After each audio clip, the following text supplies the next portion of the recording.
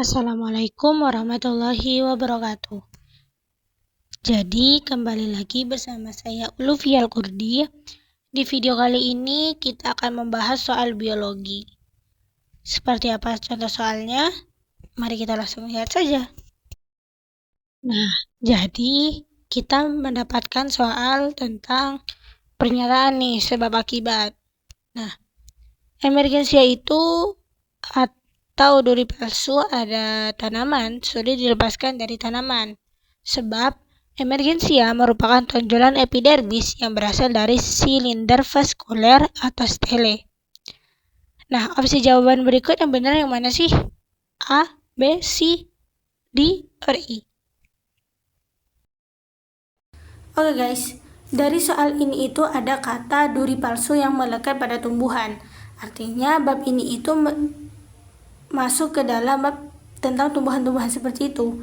Nah, terus di sebabnya itu ada kata epidermis. Nah, berarti ini itu termasuk kepada struktur dan jaringan pada tumbuhan, di mana pada jaringan tumbuhan itu dibagi menjadi dua, ada jaringan meristem dan jaringan dewasa. Di mana di jaringan dewasa itu ada dibedakan lagi beberapa jenis. Jaringan pelindung atau jaringan epidermis, kemudian ada jaringan sekretori, jaringan dasar, dan jaringan pengangkut.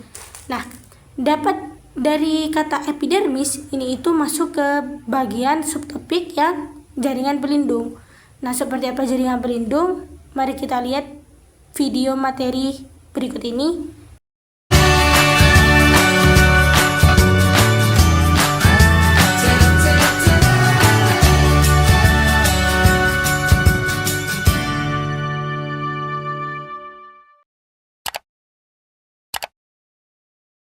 Jaringan dewasa merupakan jaringan yang selnya sudah berhenti membelah dan mengalami diferensiasi.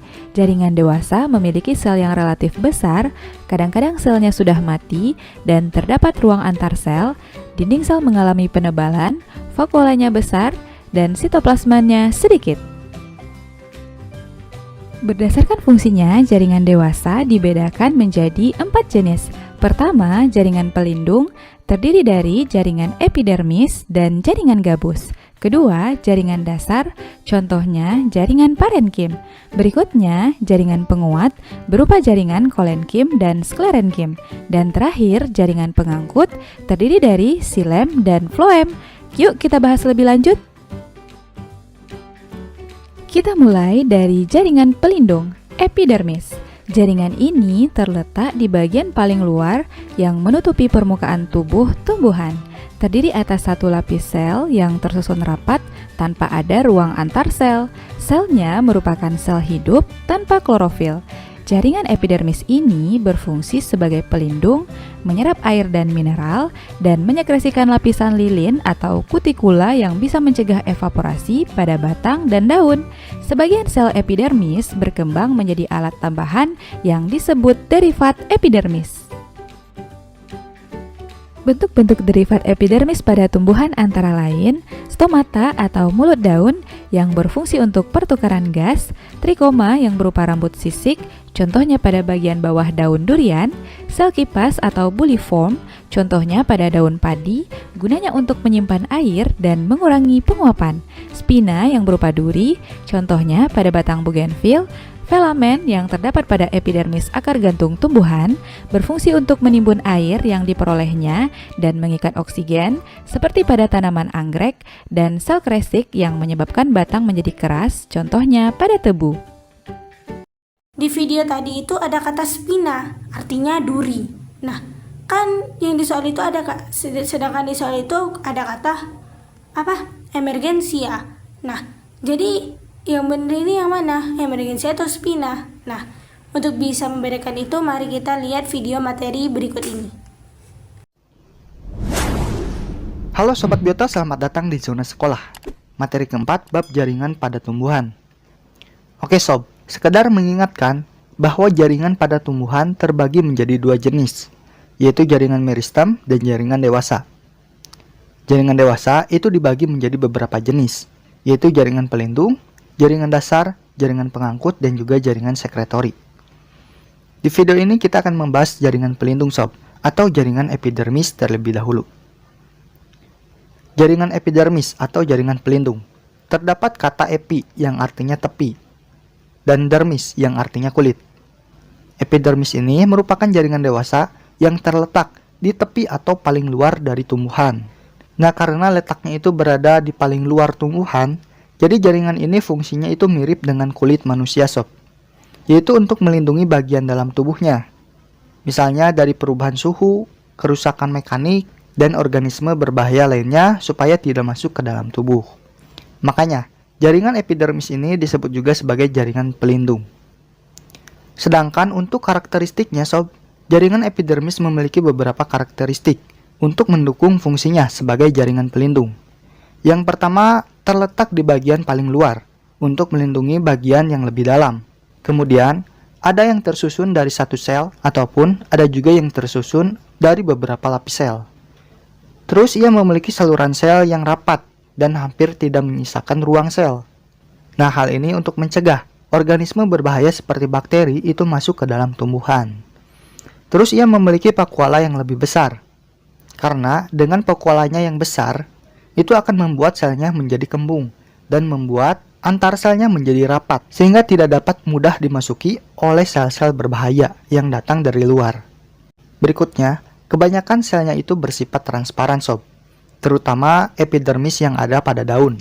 Hal ini supaya cahaya matahari itu bisa tembus ke dalam dan bisa dimanfaatkan oleh sel yang di dalamnya untuk berfotosintesis. Nah, karena itu biasanya jaringan epidermis ini tidak memiliki atau hanya sedikit memiliki kloroplas supaya selnya tetap transparan sob. Nah, jadi itu ya karakteristik dari jaringan epidermis atau jaringan pelindung. Nah sob, tahu gak nih bahwa jaringan epidermis ini ada yang mengalami modifikasi. Hal ini disebut dengan derivat epidermis. Jadi, derivat epidermis itu merupakan jaringan epidermis yang mengalami modifikasi menjadi berbagai bentuk dan fungsi tertentu.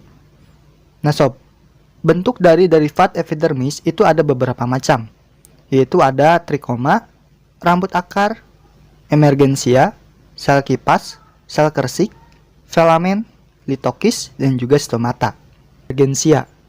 Emergensia atau dalam bahasa Inggris disebut juga dengan prickles. Ini merupakan modifikasi pada jaringan epidermis dan jaringan subepidermis yang berbentuk runcing seperti duri.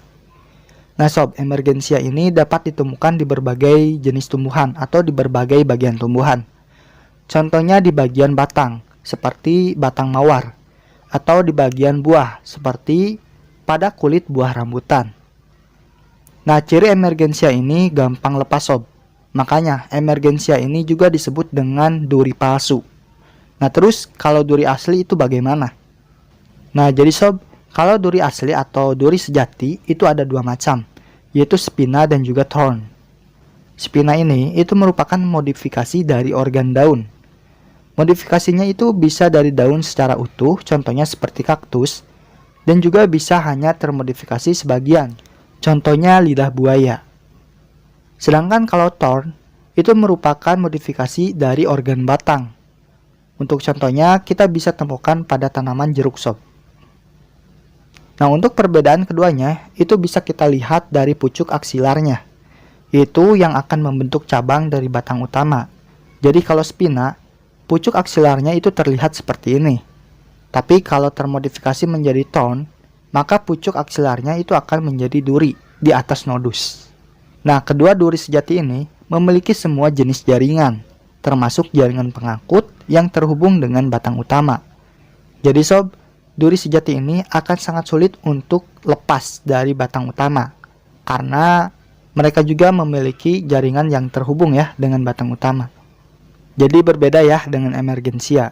Kalau emergensia itu adalah modifikasi dari jaringan pelindung atau epidermis. Oke, jadi itu ya emergensia. Nah, berkat video pembahasan tadi itu dapat kita simpulkan bahwa pernyataan dan alasan pada soal ini tuh sama-sama salah. Karena di pernyataan tadi itu dijelaskan bahwa emergensia ini sangat sulit dilepaskan dari tumbuhan. Padahal kenyataannya emergensia ini sangat mudah dilepaskan daripada tumbuhan. Karena emergensia ini tuh hanyalah duri palsu. Nah, terus alasannya kenapa salah? Karena di soal, emergensia ini merupakan tonjolan epidermis yang berasal dari silinder vaskuler atau stele. Padahal sebenarnya emergensia ini merupakan modifikasi daripada epidermis yang disebut dengan derivat epidermis. Begitu guys. Jadi jawaban yang paling benar itu adalah E. Keduanya salah. Oke guys, cukup sekian pembahasan soal dari saya. Semoga bermanfaat. Wassalamualaikum warahmatullahi wabarakatuh.